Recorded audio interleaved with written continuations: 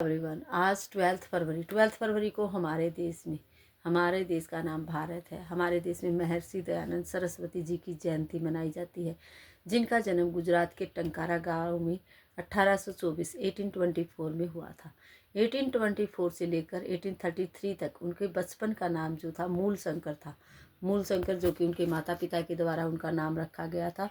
लेकिन जब उन्होंने एक शिवरात्रि की रात जब मूर्तियों के ऊपर, जो भगवान की मूर्तियां होती हैं, उनके ऊपर चूहों को दौड़ते हुए देखा, तो उनके मन में अंधविश्वास के प्रति सवाल उठे और उन सवालों के जवाब ढूंढने के लिए उन्होंने घर छोड़ दिया, अपना घर त्याग दिया।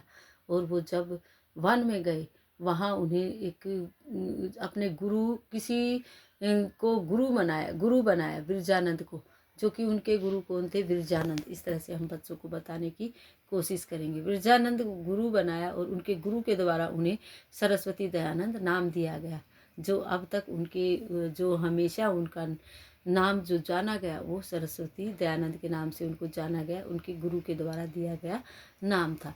उन्होंने वो आर्य समाज के संस्थापक थे। उन्होंने सती प्रथा, जातिवाद, इन सब के विरुद्ध लड़ाइयाँ लड़ी। उन्होंने स्त्री शिक्षा को महत्व दिया, स्वदेशी चीज़ों को महत्व दिया।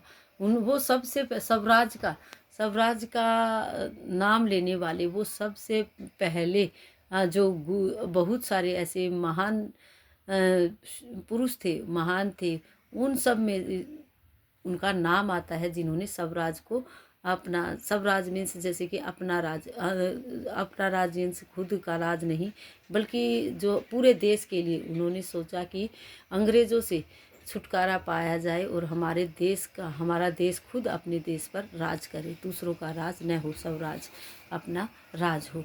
इस तरह से हम बच्चों को बताएंगे कि उन्होंने किस तरह से छुआछूत, जातिवाद, सती प्रथा के विरुद्ध लड़ाइयाँ लड़ी। इन सभी कुरीतियों के विरुद्ध उन्होंने लड़ाई लड़ी और इन सभी कुरीतियों को समाप्त करने की कोशिश की।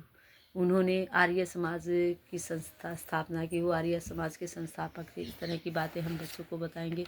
महर्षि दयानंद जी, आज हम बच्चों को उनका चित्र दिखाने की कोशिश करेंगे। इस तरह से मैंने कोशिश की है, लेकिन हम फ़ोन में बच्चों को चित्र दिखाएंगे अच्छे से, जो पहचान सके, क्योंकि चित्र मुझसे अच्छा नहीं बना है।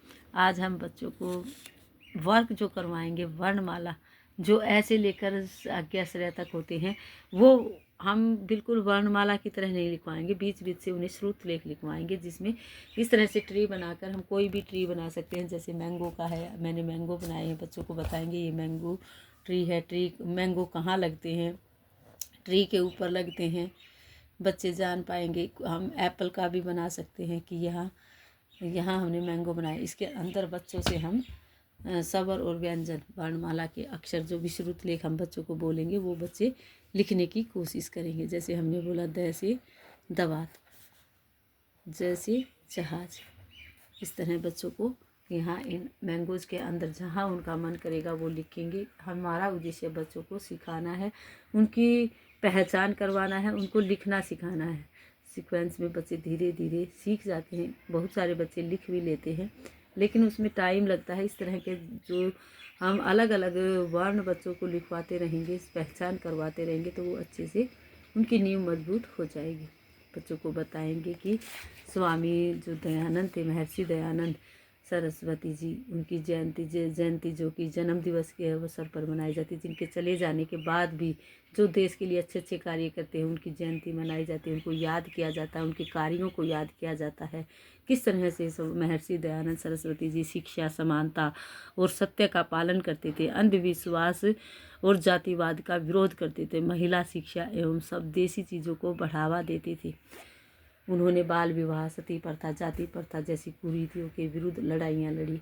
वो स्वराज का संदेश देने वाले शुरुआती महापुरुषों में से एक महापुरुष थे। गुरु विरजानंद द्वारा उनका नाम दिया गया दयानंद सरस्वती। पहले उनका नाम मूल शंकर था। इस तरह की बातें बताते हुए आज हम महर्षि दयानंद जी के बारे में बताएंगे कि किस तरह से उन्होंने जो कुरीतियाँ होती हैं, जो गलत रीतियाँ होती हैं, उनके विरुद्ध लड़ाइयाँ लड़ी। जैसे बाल विवाह, बच्चों का विवाह नहीं करना चाहिए, सती प्रथा, पति के मरने के बाद औरत को सती नहीं होना चाहिए, जाति पाति का भेदभाव नहीं होना चाहिए। इस तरह की बातें उन्होंने बताई और जो इन चीज़ों को मानते थे उन सभी कुरीतियों के विरुद्ध उन्होंने लड़ाइयाँ लड़ी और इनको मिटाने की कोशिश की। आज का वर्क जो हम बच्चों को करवाएंगे वो इस तरह से ट्री बनाकर इसमें हम बच्चों से लिखवाएंगे, बच्चे सीख पाएंगे। आज का वर्क यही रहेगा। Thank you, have a nice day.